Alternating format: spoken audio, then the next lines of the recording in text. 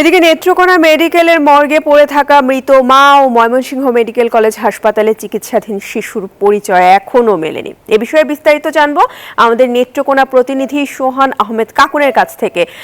কাকুন, এই যে মা এবং শিশুর পরিচয় যেটা মেলেনি, এই বিষয়ে প্রশাসন এবং পুলিশের তৎপরতা কেমন দেখছেন?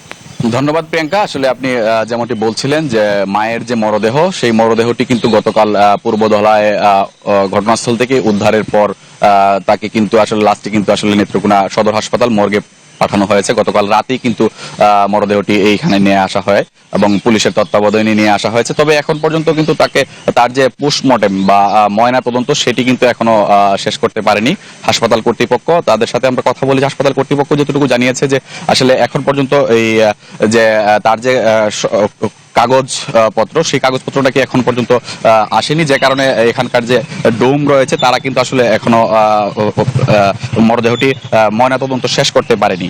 আর যে বিষয়টি জানতে চাইলেন যে আসলে পুলিশ এবং তৎপরতা কেমন, পুলিশ যে তৎপরতা যদি আমি জানাই যে পুলিশ পিবিআই তারা কিন্তু আসলে চেষ্টা করছেন যে এই যে নিহতের যে অজ্ঞাত নারী তার মানে তার পরিচয় জানার জন্য সারা বাংলাদেশের সকল থানায় থানায় কিন্তু আসলে তারা মেসেজ করেছেন এবং সোশ্যাল মিডিয়া যেগুলো রয়েছে, স্থানীয় সোশ্যাল মিডিয়া সহ বিভিন্ন মিডিয়াতে কিন্তু আসলে